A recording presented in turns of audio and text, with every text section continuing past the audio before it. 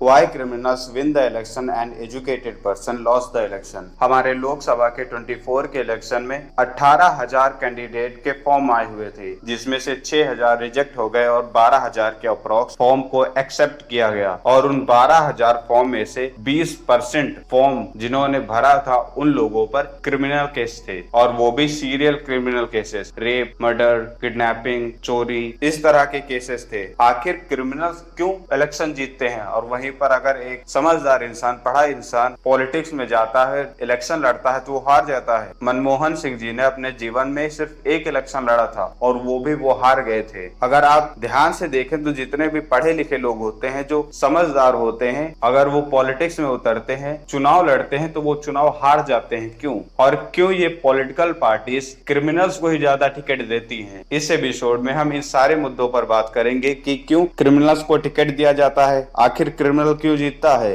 और पढ़ा लिखा इंसान क्यों हार जाता है। कोई भी इलेक्शन हो, कैसा भी इलेक्शन हो, अगर उस इलेक्शन में एक क्रिमिनल खड़ा हो और वो जीते ना, ऐसा हो नहीं सकता। इसके पीछे मेनली कुछ रीजन है, इस वीडियो में हम डिस्कस कर लेते हैं। सबसे पहले बात कर लेते हैं एक क्रिमिनल क्यों जीतता है और वहीं पर एक एजुकेटेड पर्सन क्यों हार जाता है। इलेक्शन भाषणों से नहीं जीता जाता, इलेक्शन जीता जाता है आपकी ग्राउंड पर पकड़ कितनी है। अगर आपकी ग्राउंड पर पकड़ अच्छी खासी है तो आप इलेक्शन नहीं हार सकते, और अगर आपकी ग्राउंड पर पकड़ बिल्कुल नहीं है, फिर आप चाहे जितने बड़े बड़े वादे कर लीजिए, आप 1% का नहीं जीत सकते। क्यों? 2024 के इलेक्शन में बिल्कुल माहौल वैसा ही था जैसा कि 2014 के इलेक्शन में था। बेरोजगारी उस समय भी सबसे ज्यादा थी, इस समय भी बेरोजगारी सबसे ज्यादा थी। महंगाई उस समय थी, महंगाई इस समय भी थी। भ्रष्टाचार तब भी था, भ्रष्टाचार अब भी था। उसके बाद ही उस इलेक्शन के बाद कांग्रेस पूरी तरह से समाप्त होने लगी और इस इलेक्शन में बीजेपी को सिर्फ कुछ सीटें ही कम पड़ी। 240 सीटें उसके पास थी। बीजेपी की इतनी सीटें आ पाई हैं तो सिर्फ एक रीजन की वजह से, उसकी ग्राउंड पर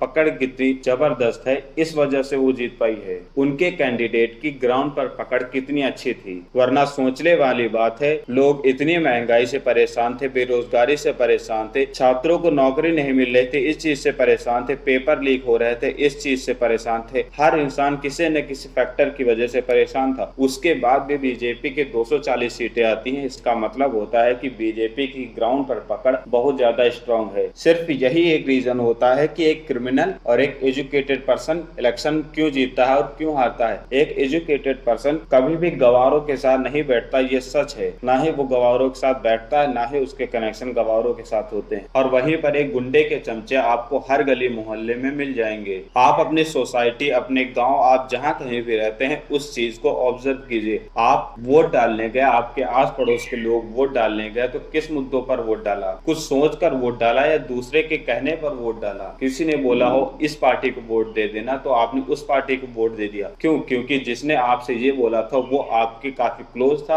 आप उसकी रिस्पेक्ट करते थे या किसी वजह से आप उसकी बातें मानते थे। पर जिसको आपने वोट दिया है, जिसको आपने जिताया है, वो आपको 1% नहीं पसंद था। अगर आप गाँव में रहते हैं या आप शहर में रहते हैं, किसी कॉलोनी में, सोसाइटी में रहते हैं, तो आपने ये चीज जरूर देखी होगी कि पूरे उस गांव के लोग, पूरे सोसाइटी के लोगों में से बस कुछ ही लोग होते हैं जो उस पूरे सोसाइटी के, पूरे गांव की वोटों को कंट्रोल करते हैं। अगर 500-600 वोटर एक गांव में हैं, तो बस 10-20 लोग ही होंगे जो उन 500-600 वोटों को कंट्रोल करते हैं। वोट कहां पर उनके पड़ेगी, कहां नहीं पड़ेगी, वो लोग कंट्रोल करते हैं। किसी बच्चे को भी ये बोल दिया जाए कि आपको कंगना को वोट देना है या किसी XYZ है जो पढ़ा लिखा समझदार इंसान है, उसको वोट देना है, तो वो इंसान दूसरे को वोट देगा पर कंगना को वोट नहीं देगा। फिर भी कंगना जीत गए। क्यों? उसके भाषण की वजह से या उसके ग्राउंड पर पकड़ होने की वजह से। एक पर्सन जो वोट नहीं देना चाहता है, अगर वो कंगना का भाषण सुन ले तो वो वोट देने जाएगा पर कंगना को वोट नहीं देगा। अगर भाषण के बलबूते पर इलेक्शन जीता जाता तो इस बार के इलेक्शन कांग्रेस किसी भी हालत में हार ही नहीं सकती थी, क्योंकि एनडीए के भाषण किस तरह के थे वो आप भी जानते हैं। मंगलसूत्र, भैंसे, संपत्ति, इन तरह के मुद्दों पर बात कर रहे थे वो लोग। और वहीं दूसरी तरफ कांग्रेस हर एक इंसान के बारे में बात कर रही, महंगाई पर बात कर रही थी, भ्रष्टाचार पर बात कर रही थी। ना ही कांग्रेस के हेट वाले भाषण थे और वहीं पर बीजेपी के बिल्कुल हेट वाले भाषण थे। फिर भी जीता कौन? सीटें किसकी ज्यादा आई? बीजेपी की, क्योंकि ग्राउंड पर पकड़ उसकी सबसे ज्यादा थी। अगर सिर्फ भाषण से इलेक्शन जीता जाता तो इस बार इंडिया अलायंस को कोई हरा नहीं सकता था। इसीलिए इलेक्शन में पढ़े लिखे लोग हार जाते हैं और क्रिमिनल्स जीत जाते हैं। क्रिमिनल्स के चमचे हर गली मोहल्ले में मिल जाएंगे, लेकिन एक समझदार इंसान की कनेक्शन हर गली मोहल्ले के लड़के से नहीं होते और पढ़े लिखे और क्रिमिनल में इजिली क्रिमिनल जीत जाते हैं। इसीलिए ये पार्टियां क्रिमिनल्स को ही टिकट देती हैं। हर पार्टी चाहती है कि वो सत्ता में रहे, उसके पास पावर रहे, इसीलिए वो वोट पाने के लिए, वो अपनी सीटें मजबूत करने के लिए क्रिमिनल्स को टिकट दे देती है। और अगर कोई क्रिमिनल इलेक्शन में जीत कर आता है तो जीतता वो है पर हारता पूरा समाज है, हारते लोग हैं, क्योंकि हर इंसान चाहता है कि पार्लियामेंट में क्रिमिनल्स ना बैठे, पॉलिटिक्स में क्रिमिनल्स ना रहें, क्योंकि अगर वो रहेंगे तो पूरी पॉलिटिक्स पूरे देश को क्रिमिनल बना देंगे। पर जब वोट देने का नंबर आता है तो क्रिमिनल को वोट देते हैं वही लोग जो ये सोचते हैं कि क्रिमिनल पार्लियामेंट में ना रहे, पूरी पॉलिटिक्स में ना रहे। मैं बोलता हूँ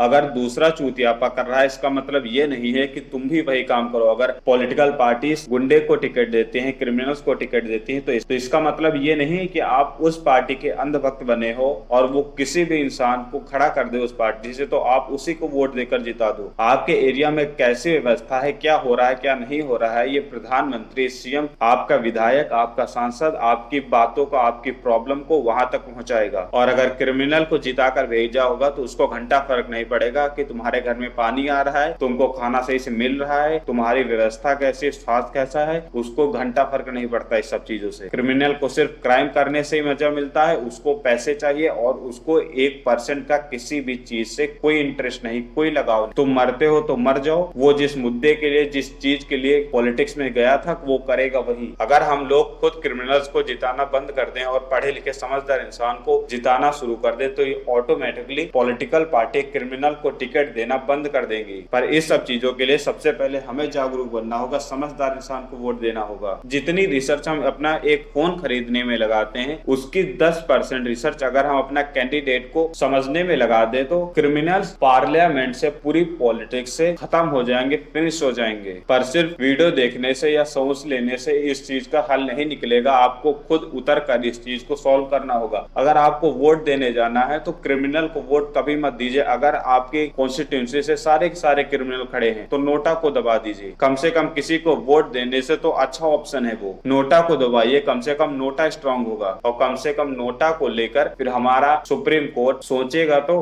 थैंक यू, जय हिंद।